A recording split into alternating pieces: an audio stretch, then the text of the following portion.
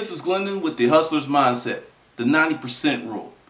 One of the problems with being an entrepreneur or striking out on any endeavor that you possibly have never done before is a big focus on what's going wrong.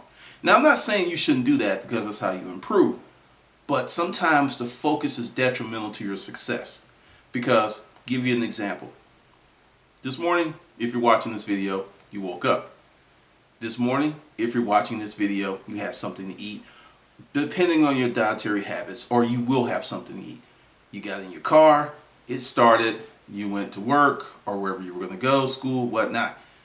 And if you really sit down and take a few moments and think about it, 90% of your life goes right.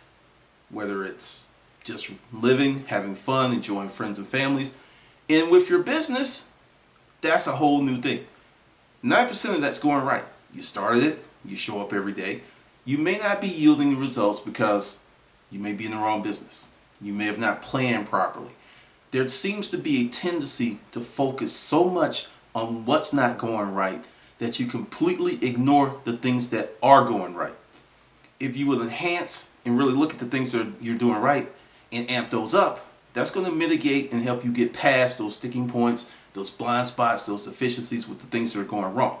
I mean, make sure that you fully understand me. I'm not saying ignore the things that are going wrong. That's crazy. What I am saying is, just as much as you're putting an emphasis on the things that are going wrong, you should put even greater emphasis on the things that are going right.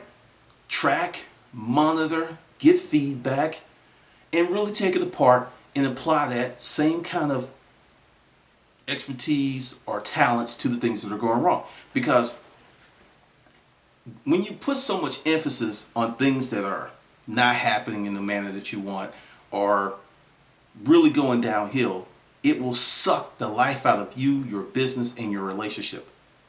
And I give an example of something I did many, many years ago. I was very immature. I was really stupid. I had a job. It was a very good job. You know, back in the day when you work 30 days, work 90 days, then you get like $1 or some raise. You know, things that don't exist anymore. And there were some people on that job that were very, very unhappy. Very, very unhappy, and they became my friends.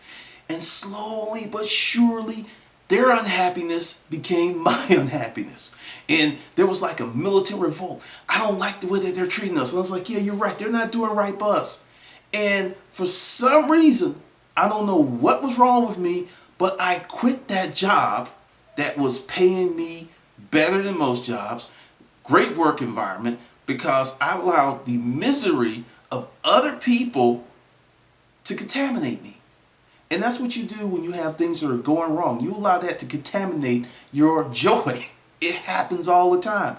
And about 6 weeks after I quit the job and I was at the new place, and I was just like, I hate it here. What was I thinking? And the thing is, I wasn't thinking. I wasn't thinking at all. And I showed some humility. I was like, okay. And, just to, give you full disclosure, that was a part-time job.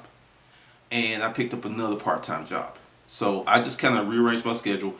And I said, hey, I would just like to cut my hours back. So I went back to where I was and I said, look, some things have changed, and if you ever need me again, and it's like, could you start tomorrow?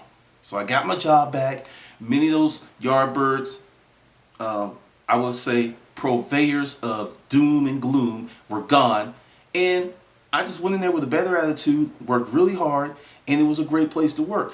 What I'm saying is, it is so easy to be distracted, to pull off your track by things that are going wrong, that you could completely and utterly obliterate the things that are going right. So understand, 90% of the time, unless you were schlep rock, unless you were pigpen, unless you're just a walking catastrophe of a person, and those folks are out there.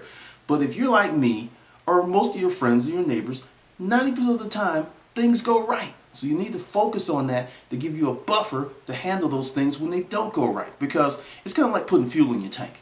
When you really realize what you have, how good things are, those little things that are going wrong, or sometimes those major things that are going wrong, aren't so bad when you put it in proper perspective. All right, this is Glendon with your Hustler's Mindset.